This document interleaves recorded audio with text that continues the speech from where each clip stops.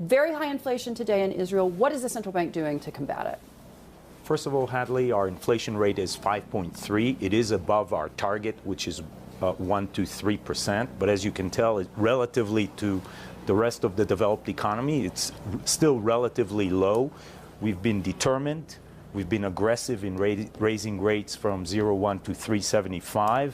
And the last two readings were 5.3. And we believe in the first quarter, maybe the second quarter, we will see a more significant decline in the inflation rate. It takes time for, once you raise rates, for them to take an effect.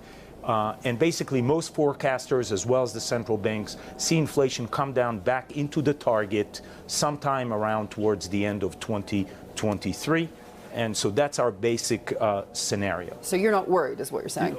Our job is always to worry, Hadley, and there is a lot of exogenous factors. About a third of the CPI is basically tradable, and so we need to make sure that inflation abroad also comes down. And now China, once they open up their economy, that could affect inflation from abroad, and it's always the hardest to take the last 5 pounds of a diet. And so similarly with inflation, to make sure around the world that it comes down. That's the exogenous factors from abroad. In Israel, we need to see rental markets, housing contracts, and mortgages have slowed down significantly, but we haven't seen it yet in rentals, which are about 25% of the CPI. And the other important factor is wages. Public sector wages contracts have not been settled for about 3 years. They're going to be negotiation now, and we need to make sure that they're done in a smart way that doesn't fuel up inflation. And of course, fiscal. There's a new government. The most important thing for them is to do a budget. A budget is a working plan, but of course, it needs to be fiscally responsible.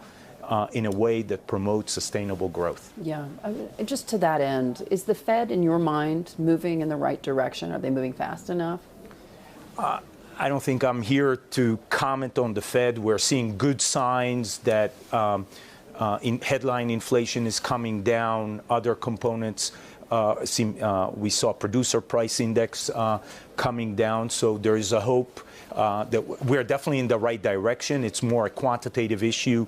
How fast will it go down, and what will be perhaps the cost in terms of unemployment in order to really bring it ultimately towards the target? The Prime Minister has suggested that one of the tools that he has really to work on the economy today is to basically relieve taxes, and I'm talking about taxes across the board. You've got a budget surplus this year to work with. Where are you going to put that money? So we've had great fiscal responsibility over the years, going all the way from 100% debt to GDP to 60. And I've actually mentioned it's a strategic asset. During Corona, we've gone up to 73, and now we're back down to 61. So we have fiscal space, but fiscal space has to be utilized smartly. It has to the extent that you use it, and markets now are very pointy about how you use the budget, and we need to direct it towards reforms.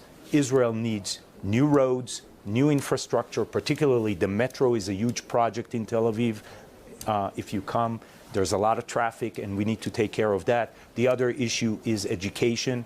We need to prove education towards the new global and labor market of the future. We need to get higher education. Those are the things that, to the extent that you spend money and you perhaps increase somewhat the debt to GDP, that's where they need to be spent. And you need to be very, very careful about things that are not supporting sustainable growth. So sustainable growth, but so tax cuts in your mind are the right way to go? I think right now, and given the environment, you probably, and given the demands that are on the various spending, whether it's the metro or whether it's other things that the new government either had promised or are part of the coalition agreements, you want to make sure that you have a very responsible and tight fiscal stand and signal to the market that you are not going to have some kind of a divergent debt to GDP.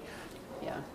It's been an interesting conversation here at Davos. The central bank governors that we've been speaking to, they talk about China, they talk about what the U.S. policy is with regards to the Fed, but they also talk about headline risk and how one must strategize for any geopolitical eventuality. In your mind, is Iranian enrichment still the single greatest threat to Israel's sustainability, at least economically speaking? Well, I'm not in a position to talk about security issue and the relationship with Iran. It's obviously one of a key issue that's on the minds of every Israeli government. But it does factor into your strategic planning. At a level of a government, at a level of security, I think from our perspective as the central bank, we are focused and we're determined to bring inflation back down, because one has to understand, if you want a stable economy, you got to have stable prices. And it involves raising interest rates. Raising interest rates involves pain, especially to those who've taken mortgage rates. But it's pain today in order to avoid pain in the future. That is the central goal of the bank. In addition, we are there to support the economy.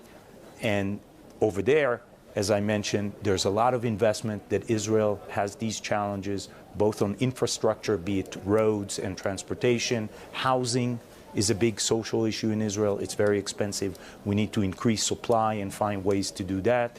And as I mentioned, education. The security issue, I leave to the experts on that. Yeah. One of the other realities of investors when they talk to me about the potential of Israel is the politics, and your government is one of the most right-wing that we've seen in a very, very long time. To that end, how, as a central bank governor, do you deal with the political realities? So first of all, the independence of central bank and the governor is absolutely a fundamental principle. Yeah. And I can tell you the Monetary Policy Committee is professional, and no whisper of the politics around gets into our decision. It's purely based on economics and what's the best for the country. And I believe that everybody understands the connection between the trusts of the markets and the independence of the central banks. And therefore, I believe and convinced that all stakeholders and decision makers understand the cost of if it's not continues to be that way.